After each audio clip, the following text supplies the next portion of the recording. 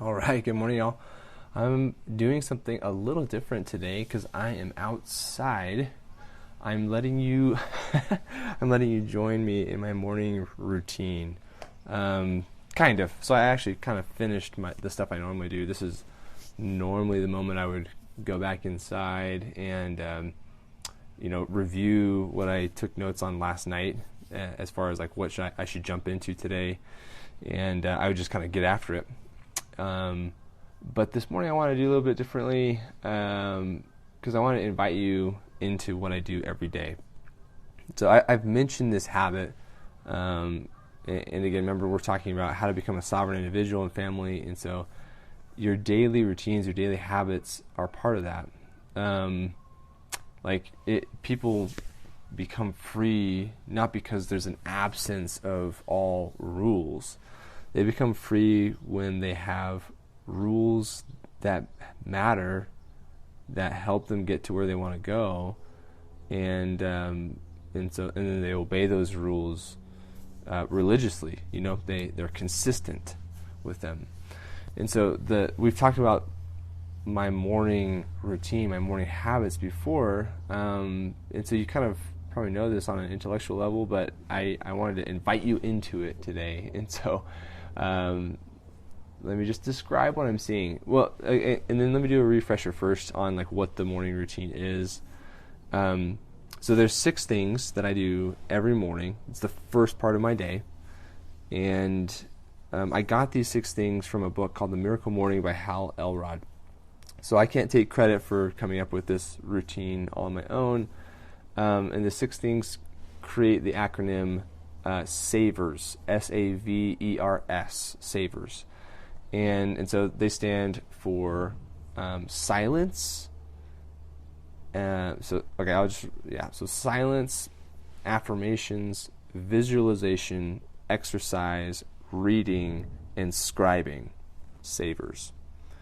All right, and to dive just a little bit deeper into all of them, the first S is silence, and so that includes like breathing exercises or meditation. It also includes prayer. So for me, my faith is a big part of my life. I believe in God. I believe He's a sentient being who is interested in my life, and so I pray, and I when I pray, I believe I'm connecting with Him.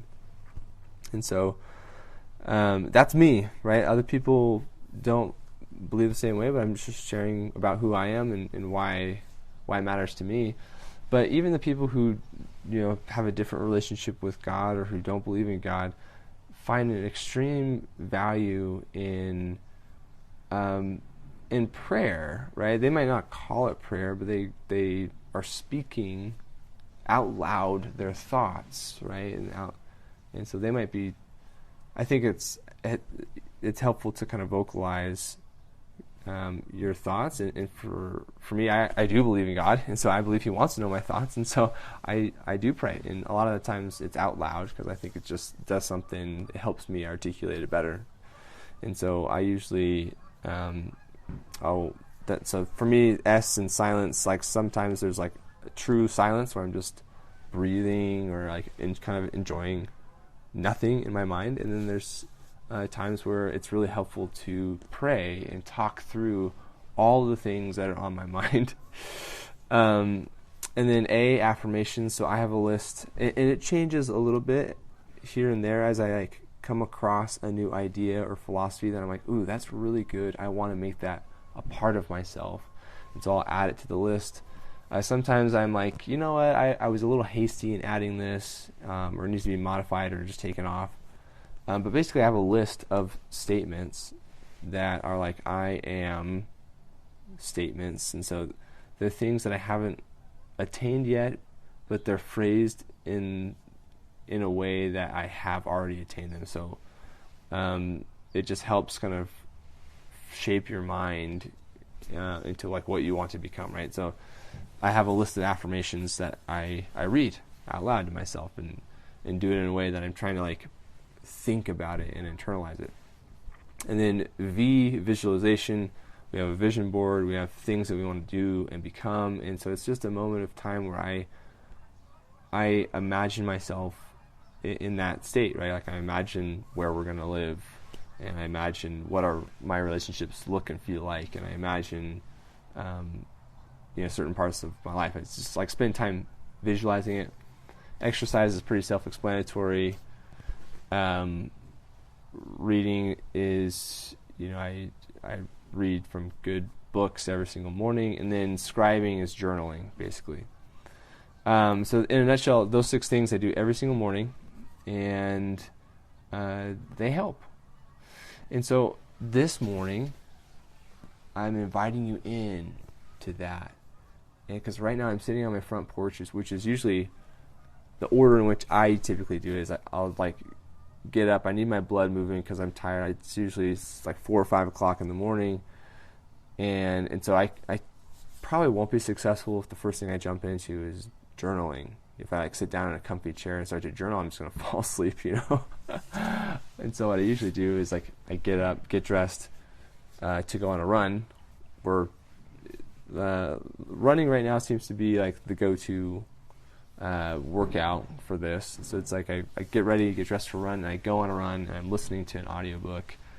And then sometimes at points in my run, sometimes I do it in the middle of the run, sometimes I do it at the end of the run, which is like the silence or the prayer. And then I'll sit on the front porch and I'll do my affirmations and visualize and write in my journal. And so it's a really cool time of day for me right now, which is usually when I'm sitting on the front porch, is like I'm watching the world wake up. And so I go for a run for about 30 minutes, maybe 40 minutes, something like that. And so by the time I'm sitting on my front porch, it's like the sun hasn't quite come up yet, but it's like you can see like the world is starting to get light. Like the sun hasn't shown its face, but like it's lighter, and so you can start to hear the birds start chirping. I don't know if you can hear these sounds. Like they're really amazing. Where we live right now is close to the roost of probably, I don't know, at least several hundred geese. And then also close by is like a big field that has things that the geese like to eat in it. And so while I'm sitting here on the porch, I can start to hear the geese wake up and start to chatter. And then they'll get louder as they take off, and then they fly over my head. And so it's just like, just the sounds of this moment when I get to do my morning routine is so cool. Hear the geese fly over, and then they'll land in the field that I can see. And then geese, are usually hanging out with sandhill cranes, which are just another cool migratory bird that make a distinct and different cool sound. And so the sandhill cranes will also wake up and fly over. And then it's also, there's plenty of human noises too, as like the first individuals are kind of leaving for work. It's before most kids are up, but I can see my neighbors. Like, it brings me joy to see that they have like all these kid toys on their yard, because we have that too, and it makes me feel like I'm not the only one that has kid bikes and things strewn about. the signs of curiosity. It's awesome. And there's just something about it. There's a type of energy that's in the air and all around me when you sit on your porch. Oh, can you hear these sounds? This is the sandhill cranes. Well, I'm going to make my mic different. Hopefully you can pick up on this noise.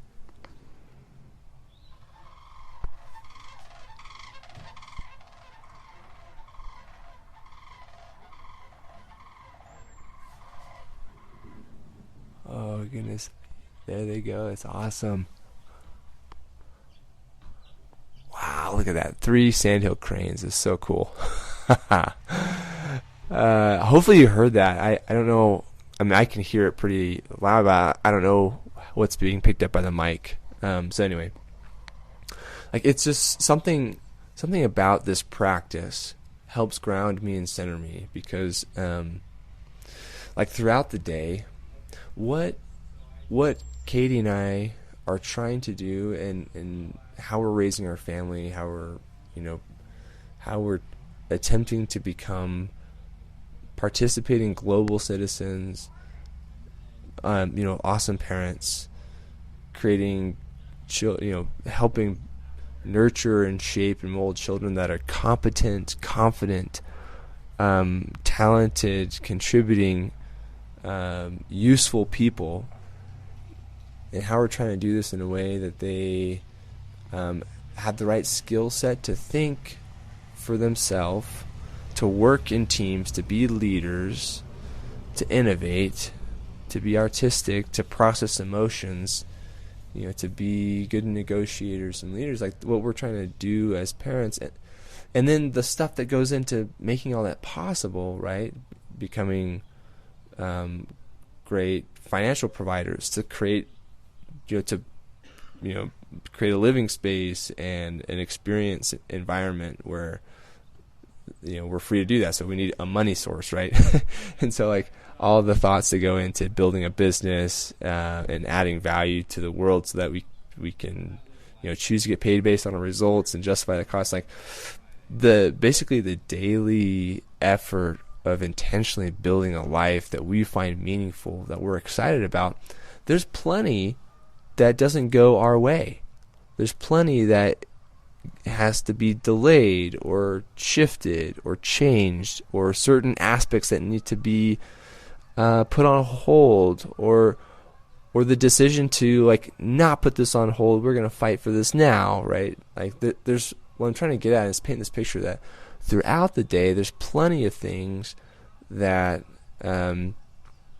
like stimuli that could easily, and sometimes do, right, create feelings of anxiety or frustration, or